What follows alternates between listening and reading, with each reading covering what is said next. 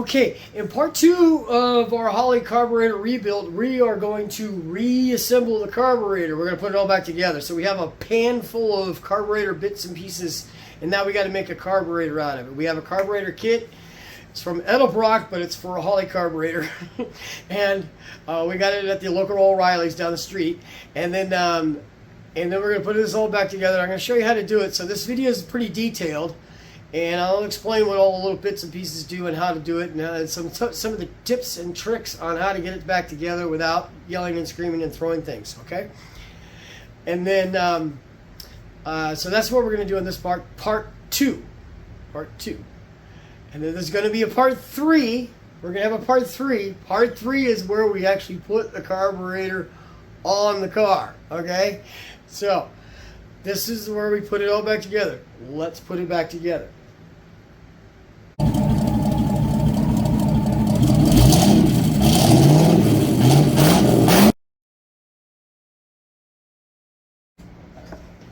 Okay, now that we got everything cleaned up and it's all ready to go back together, first thing we're going to do is I'm going to put the base plate back on the main body. I flip it over. This is the original base plate gasket. I'm going to double check to make sure all the holes line up on this. And it's not covering any holes. And this one's still in good shape. But oftentimes people will do a rebuild on a carburetor and put the wrong gasket on it. And then they wonder why their carburetor never runs right. And so what I'm doing is I'm just checking some of these other ones. Like this one here, it doesn't want to fit in there, and these are the Venturis. They're bigger than the gasket itself, so we don't want to use that one. These all came in the kit. See, this one would work.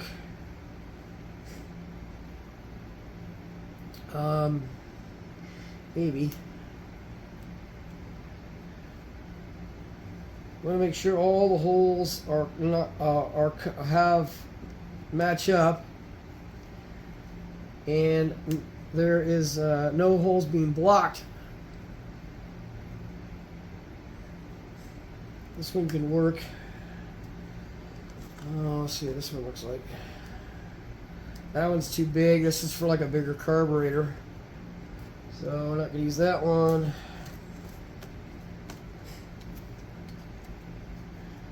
This one's smaller, so we're not going to use that one. Let's see what we got here. This one doesn't want to fit in there very well. This one has far more holes than there are on the carburetor base. If you don't have a perfect match and your original one is still good, reuse the original one. I mean, I think I'm going to do that here because see how this one's got a slot here instead of just a little round hole. Like, see, like this gasket has just a little hole here, and this is a slot right here for this, and then there's a matching slot on the carburetor base plate. So, well, I'm going to reuse the original one here. So what I'm going to do is I turn this thing upside down. And a lot of the carburetors, this one doesn't seem to have it. Right here and here, they're usually little pressed-in studs that align the carburetor base plate to the main body. But in this case, it doesn't really matter because the screws are going to line it up anyways. And the other thing you got to be sure of is you got it. You got the carburetor base plate facing the right direction because it'll screw on up backwards before. And I've done that many times, so it's no big deal. But you'll wonder why when you go to bolt it on, everything's backwards. So what I'm doing here is I'm taking the 6 base plate screws and I'm putting them back in. Like so. Phillips head.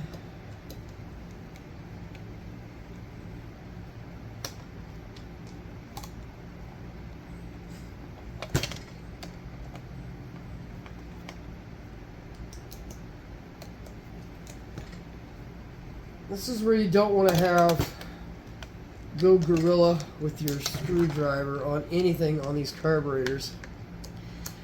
They just need to be good and snug.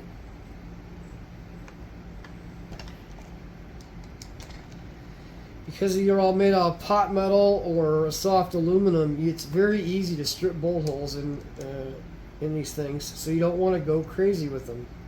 You got arms like Popeye, and then you want to take your time and do it right. So next thing we're going to do is we're going to assemble the rear bowl. This is the rear bowl. We have a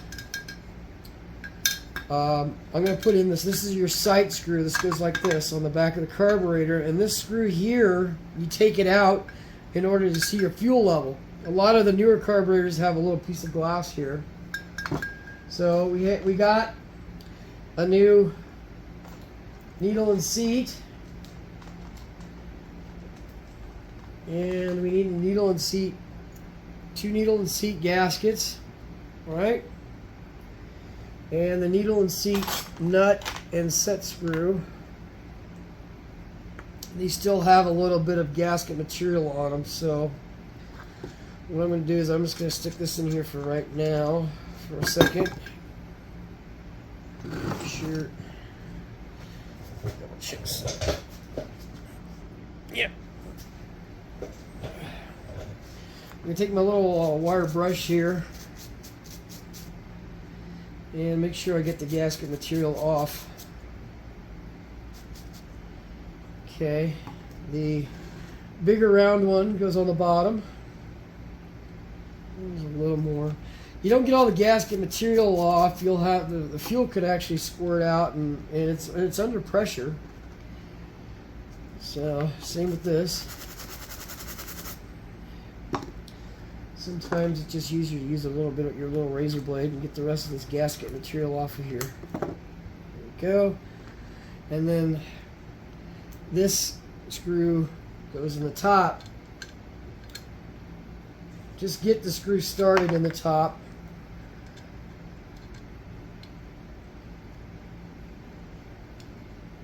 There you go. And what we're going to do is you use the nut to turn the needle and seat. You can see the needle and seat's right there. See? It's right there. And you're going to adjust your fuel level, float level with it. What you want is you want the float, this line on the float or flat line on the float, to be parallel with the roof of the, because this is upside down, with the roof of the fuel bowl. Or just slightly pointing downward if it was like this. So that's good. I like it slightly pointing downward. I'd rather have a fuel bowl that's a little low and I can raise it up when I go to make the adjustments once it's on the car and running. So use your 5/8 wrench to hold the nut in place, and then tighten down the set screw. And I need the screw for the sight bowl here. This is what it looks like.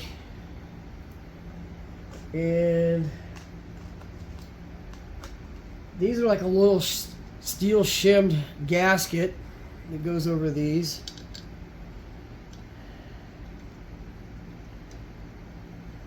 So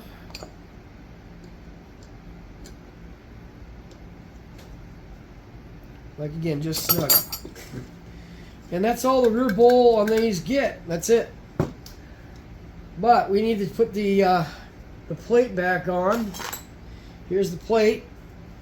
And this is the gasket that goes in on the front of the plate, like so.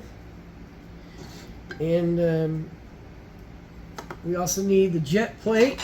Here's the jet plate. Jet plate goes like so. It has 2 pins on it to align it. Set that down here for a second. And then we need the gasket that goes between the jet plate and the main body, which is this one here. It looks like the old one. This is not it here. Where is it? This is the old one here. Right here. This is the old one. See? You can see the indentation that matches the indentation on the back of the body, like that. Also on this, you want to double check your old gasket to the new gasket and make sure all the holes line up. Okay? And some kits will come with several different versions, so you just want to make sure the one you got lines up. So it's got the pins that go through here, and then you're gonna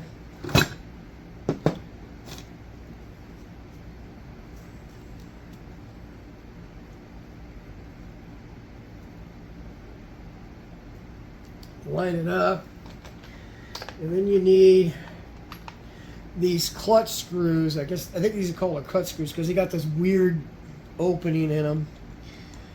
Honest to God, I don't know why Holley still uses these things. They sell a specific tool for them. That's great. They could do like an Allen head on these if they wanted to, or just a Phillips head if they wanted to, but they use these things. I don't know why. They have for 50 years. I put them on with a regular screwdriver, small one. When I was building on carburetors a lot, I actually had a screwdriver that was ground down width-wise to fit exactly in here. But this is probably it here. So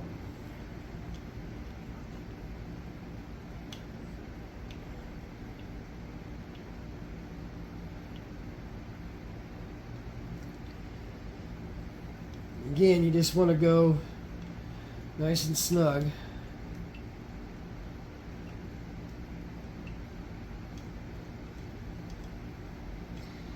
One ugga-dugga, as they call it.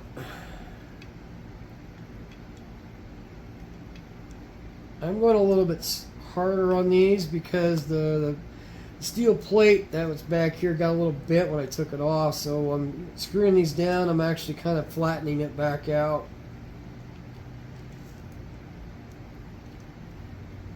And I'll go back over each one of these when I got it done, make sure they're all nice and snug still.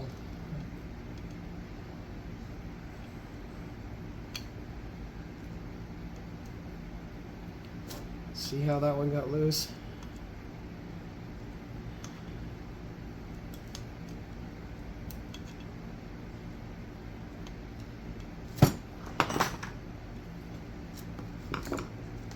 Okay, now we need, we don't need a bowl gasket for the back because this gasket here is your bowl gasket. See, like that? But we do need the 4 bowl screws. Now, because this side doesn't have a metering block, it has just a jet plate. You have longer screws for the front, right, and shorter screws for the back. So you need your 4 shorter screws. There's 3, 4. Okay. And the kits come, now originally it had like these old gaskets here. Can you see them? Little gaskets for the bowl screws. The newer kits all have like what is like a little plastic, almost like a plastic washer.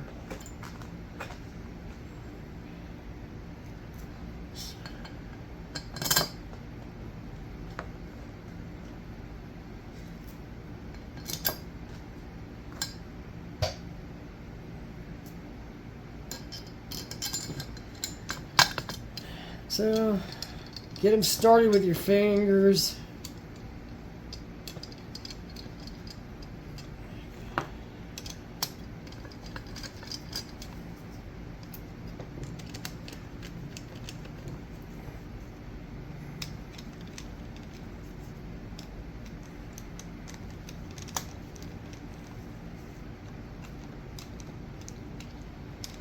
Again, I use a nut driver. You could use a ratchet on this, but ratchet, if you're going to get ratcheting, you better be careful how you hold that ratchet because you can put a lot of leverage on a ratchet and strip out the bowl screws in the main body for these. And that's very, very common.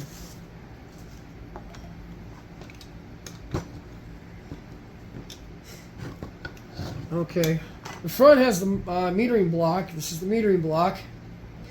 And we got some things we got to put in it before we put it back on. The first thing is the power valve. It has a power valve gasket.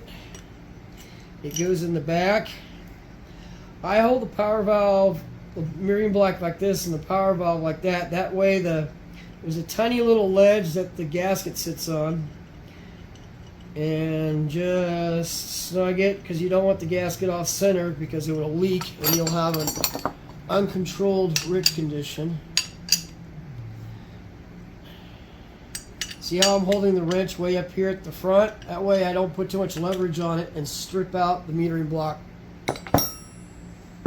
Okay. Then we got to put the idle mixture screws in. And these use a little cork gasket on these. So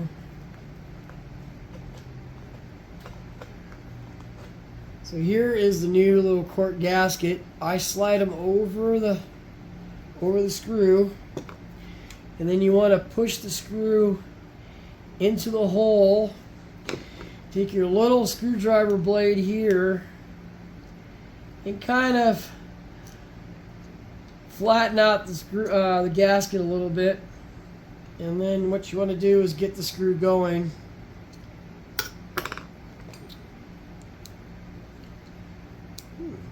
That blade is too thick. I'll just use this one here.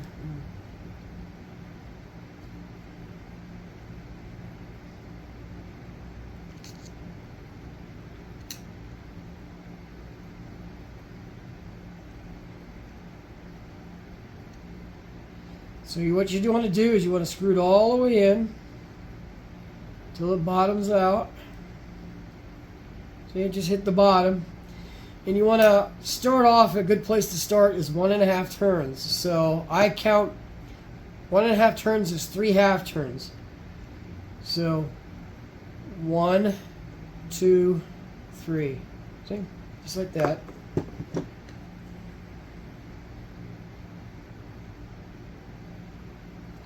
We're going to do the other side just the same way.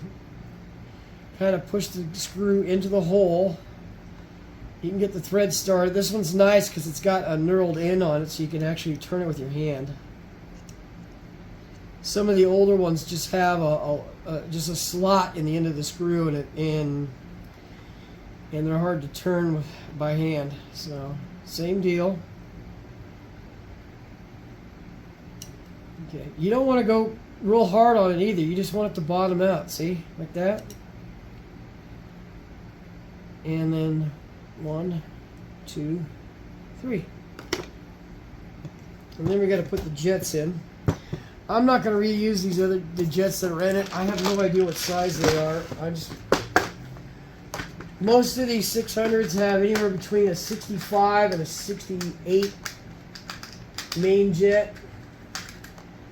And I'm going to use a 66 because I got plenty of them. And for some reason I have like 5 or 6 sets of 66s.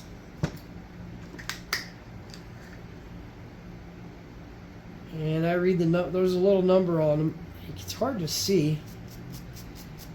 If you got old eyes like I do and you need reading glasses, it's really hard to see. Some guys will carry a magnifying glass. I don't know if a camera will focus on it, but there's a number stamped on the end of it. Some of them have the number stamped on the edge here, which is even harder to read. And you just screw it in, take your flat body screwdriver. This is a larger one that goes all the way across. And again, Holley has specific tools for taking jets in and out. If that's your thing, go ahead and buy them. I've been doing this for 30 years. I've never bought one of those tools. You just got to, and you don't have to go crazy tightening it down. It does not need to be screwed in so tight that it goes nuts. All right. Then we have this. This is an oddball metering block because it has a transfer tube in it. Where's the transfer tube? Here's the transfer tube, and it has an O-ring on each end. See? And let's see here.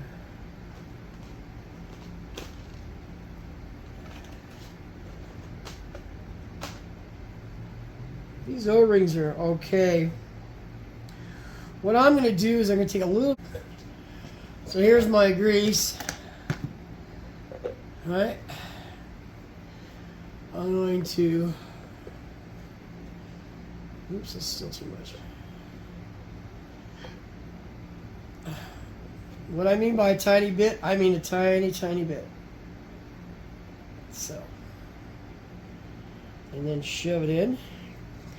And then I'm going to do a little bit on the other end.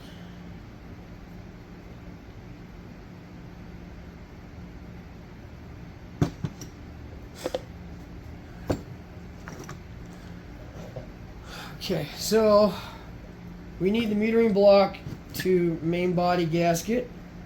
So, and here's the old one. See how it's got the notch in it? The notch is in it. And the notch goes over the top of like that. So, and there's 2 pins in here that get the gasket correct too. So, if you have it backwards, it won't go on. See? Then we need the primary fuel bowl. Set that aside for a second. And it's got a little bit of gasket material up here where the needle and seat goes. So I'm going to take my little wire brush here and get the rest of that off. There we go. My new needle and seat. So, oops.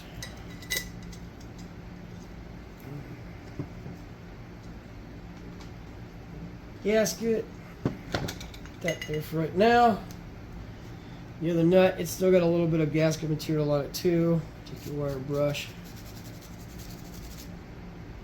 Make sure it's nice and clean because you don't want any fuel leaks. Okay. Put the nut on there. And here's my other screw, and it's got a little bit of something, so I guess it's mostly dirt.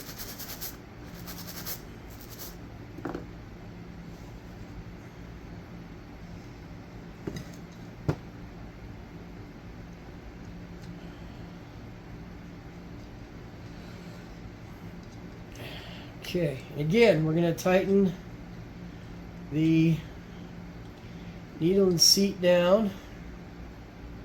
Ooh, that's kind of snug. Until the float is level or just a little bit pointing downward. That, can you see that? Okay, once that's right, flip it back over, and then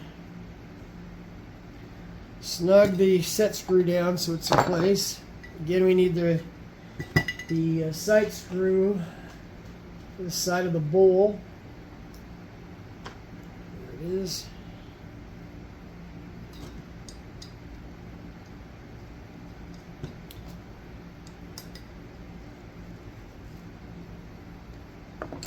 Okay. Oh, and now we got to do the accelerator pump. So, here's the new gasket for that, and there's a spring that goes in there. See, this is the spring. Some of the kits you'll get will have a new check ball in the kit, or a lot of the newer fuel bowls will have like a rubber flapper deal that you just, it goes through the hole and you just pull it up with a parallel pair of pliers and it goes in there.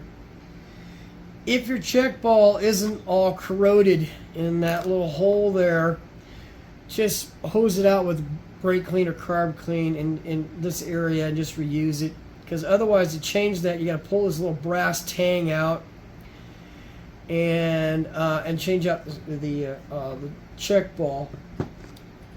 And I already did that because the old check ball is really, I don't know if you can see this, is really, really corroded. See, it's not even around anymore. So I pulled it out and got a new check ball. Here's the new gasket for this. So I'm going to do this. Just going to put this out of the way.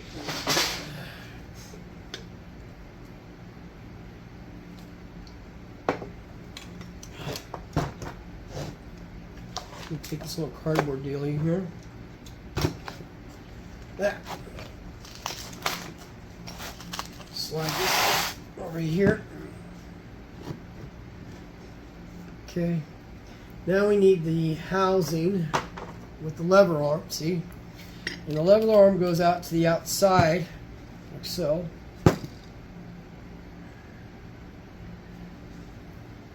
And 4 little screws that hold it together.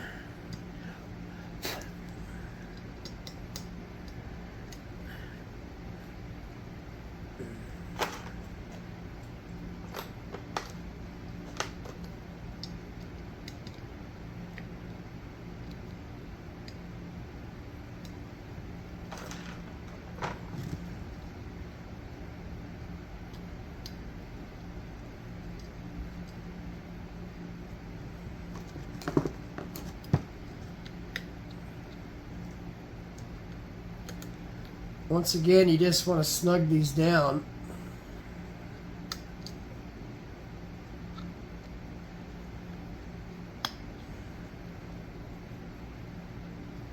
See a lot of bowl screws on these accelerator pump housings that are stripped out because people go crazy trying to get them tight.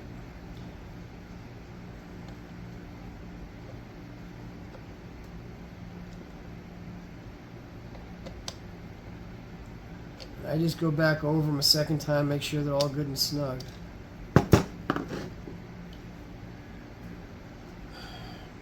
This is the bowl gasket, right? Goes on the front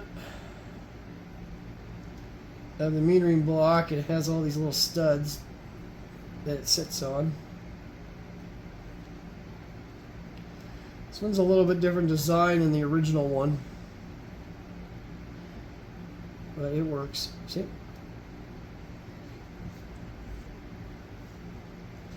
And then I just set the metering block like that for right now. Get the 4 bowl screws. Put the plastic gaskets on those.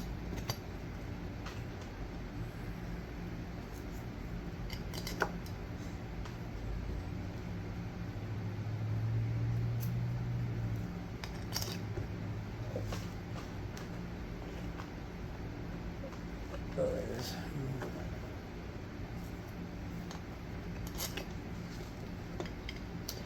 So yeah, the screws will hold the metering block to be aligned. Then you just put it on like so. You can get this, oops, well, I forgot this has the fuel transfer. So we got one other step before we can put this on. Take the metering block off.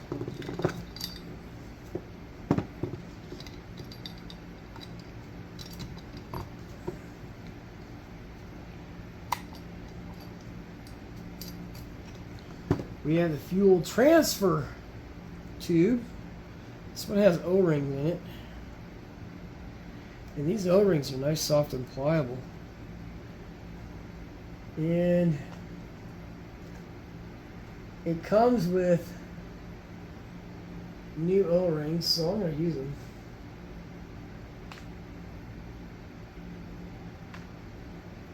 Comes with new O-rings. Hold it up to the light, make sure it's not clogged with any dirt or debris. And then I'm going to take my grease again and just smear a little bit of the grease around the O-ring on each end. So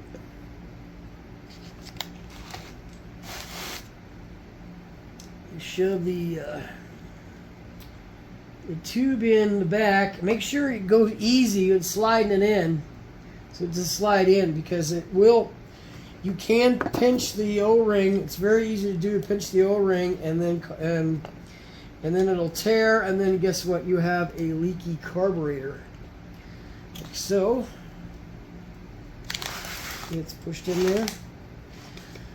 before you tighten the bowl screws, make sure your accelerator pump arm is under the lever from the linkage. And just start snugging these up.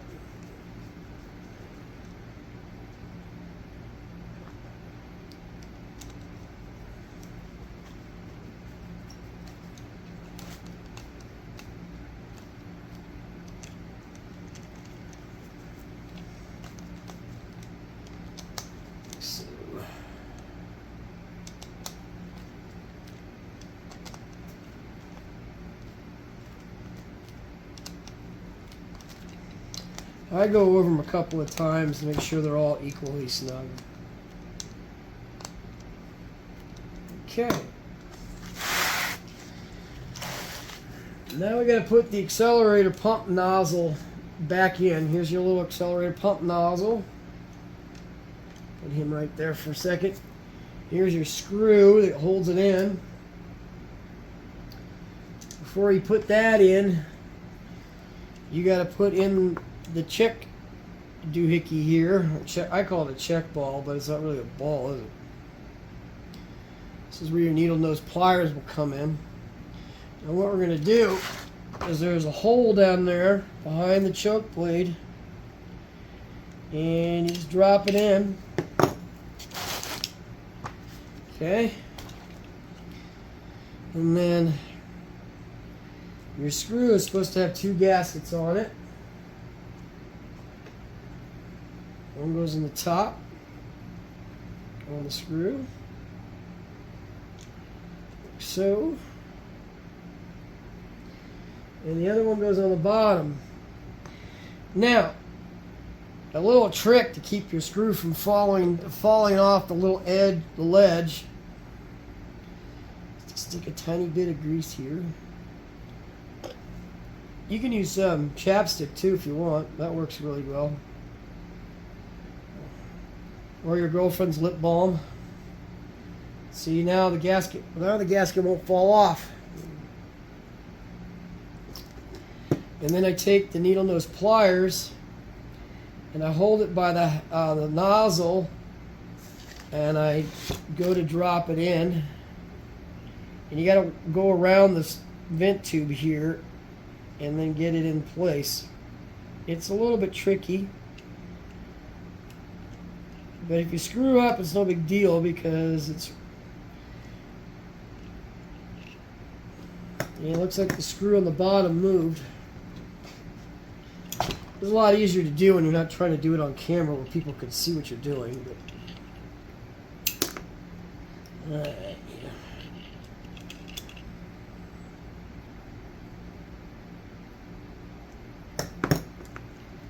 Let's try that again.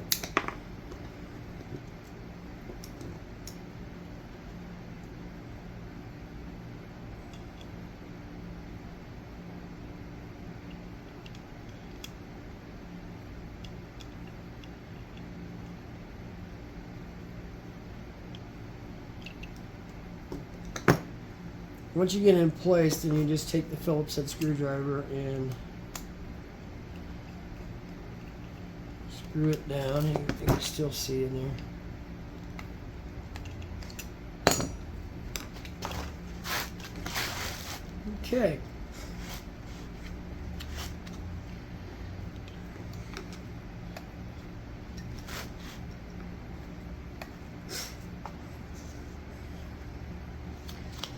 Okay, now we got to go around to the other side and do the choke. Nope, excuse me.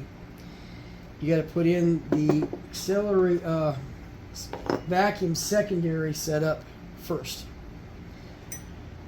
Now, if your carburetor has a check ball that goes in this position, you put that in first. The new diaphragm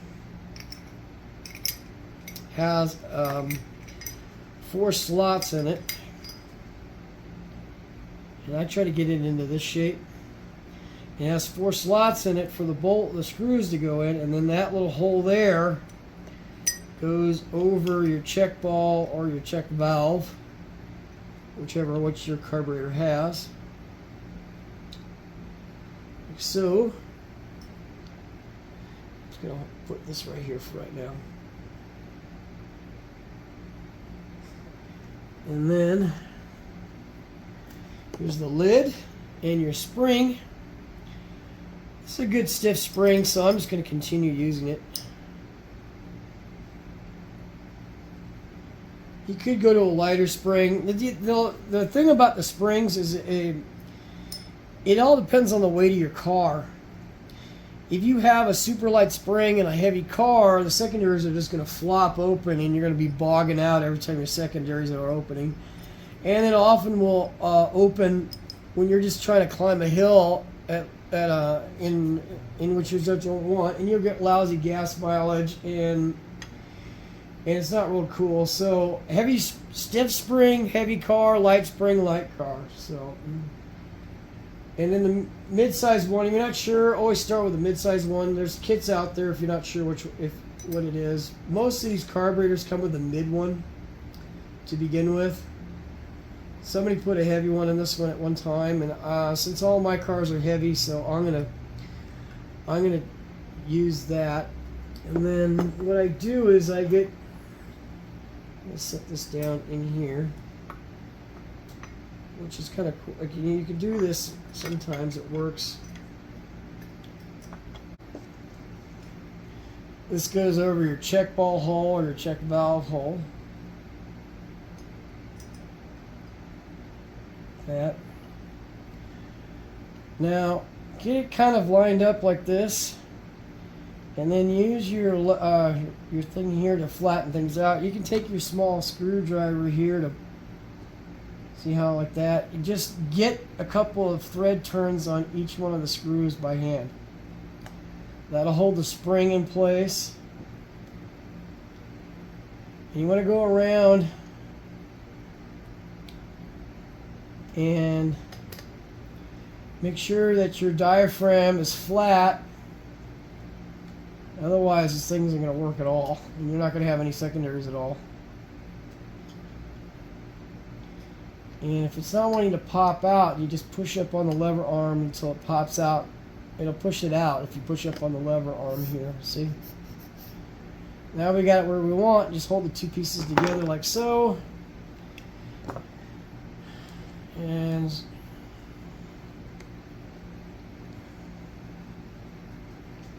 tighten the 4 screws.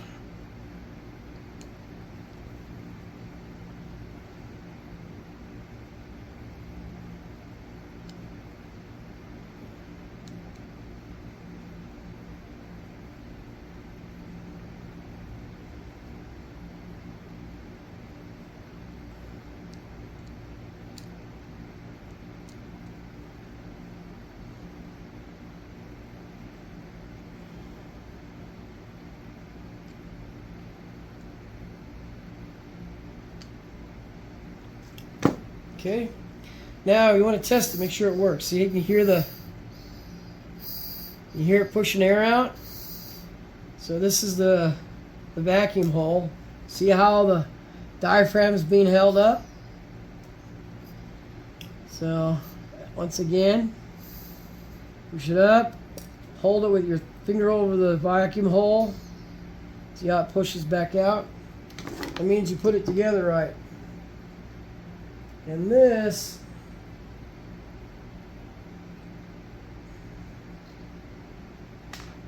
has a little quart gasket that goes over that hole. And once again, I'm going to use a little bit of grease on the gasket itself to kind of keep it in place.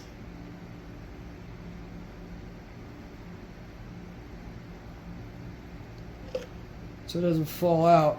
They used to have adhesive on these. They used to have like a little bit of adhesive that used to peel off the back to hold these in place, but I guess you don't do that anymore.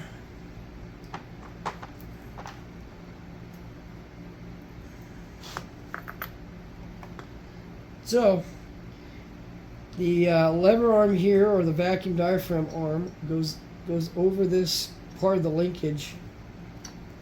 And then you just line up the 3 bolt holes here. in.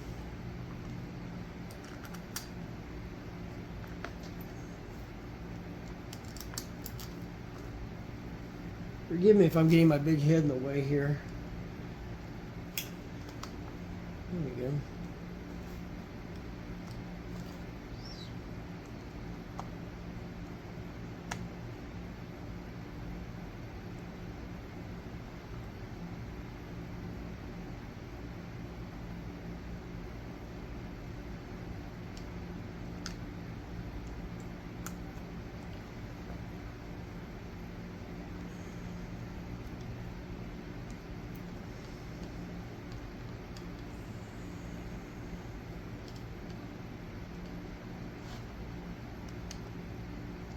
So, okay, now there's an E-clip that goes over the stud here on the linkage. See, that's, if you can see that very well, that's the E-clip.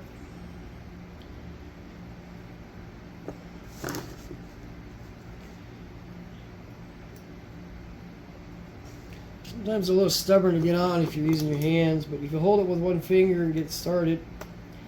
And just use your needle nose pliers to push it all the way back on. Though this diaphragm, once it's screwed on, there's no way this arm will ever come off anyways. I've gone years without that little E-clip on there, so if you're missing one or don't have one, then it'll work fine. The next is the choke housing. There's a little gasket that goes on this. Comes in the kit. So, and it fits right in between these three screw holes. At least it's supposed to. That's interesting. There it goes.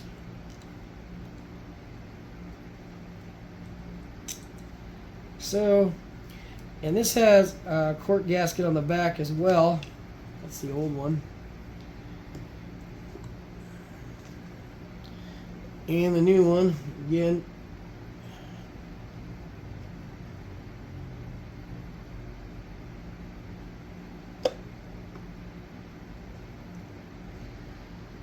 go. Now,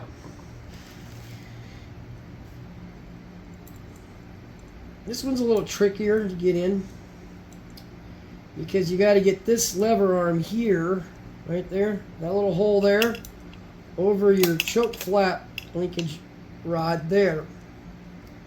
So you're doing a couple things at once. Let's see how. Okay, bowl holes lined up. So I get it in the hole and then get the linkage through there. You can lift up this thing here a little bit.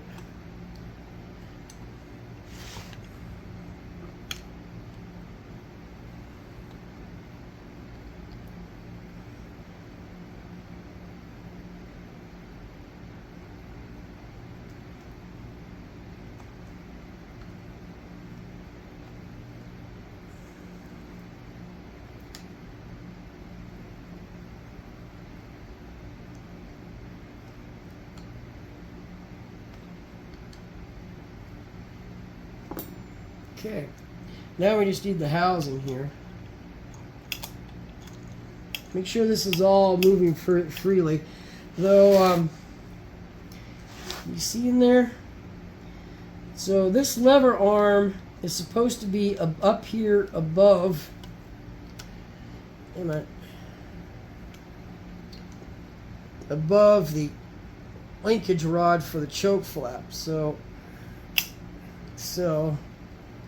you have to lift that up, take your flat bladed screwdriver and push that through, and then there's a tiny little hole in there where your little Jesus clip goes. You take your little your needle nose pliers and stick it in that hole that holds this lever arm on to the choke flap. See how everything works?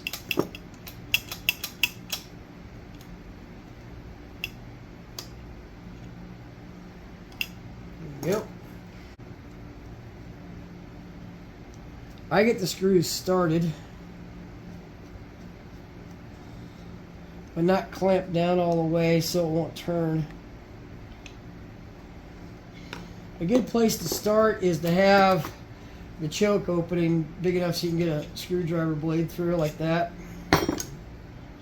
And then go ahead and snug it up.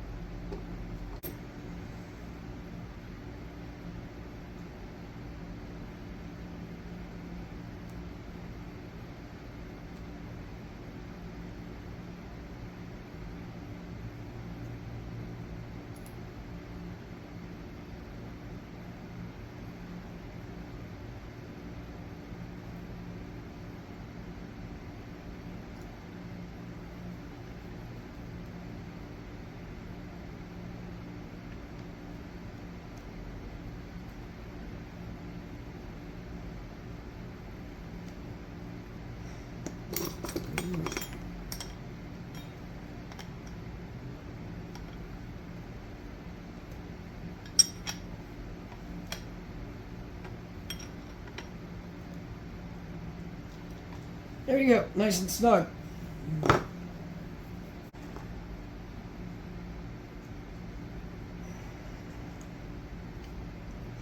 There you go. She's all put back together. I have 2 extra base plate screws. Remember, I didn't want to use these ones on the bottom because they are hang over the plenum in most 4-barrel intakes, and I don't like them, risk them falling out. You could use Loctite, I suppose, Loctite glue on them, but I'm not going to even bother. What's the point? You don't need them. Later model carburetors don't even have them from Holley, so you don't need them. Drink celebration.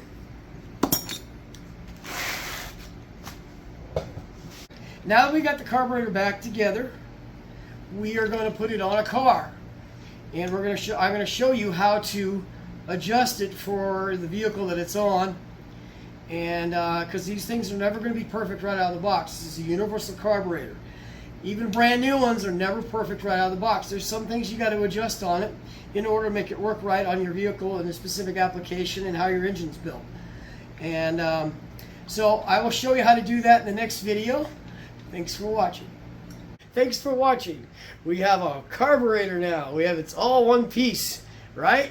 So now, look for part 3, where we actually make it run, okay? I gotta figure out what car I'm gonna put it on, or an engine or something. I gotta find something. Anyway, I'll show you how to do that.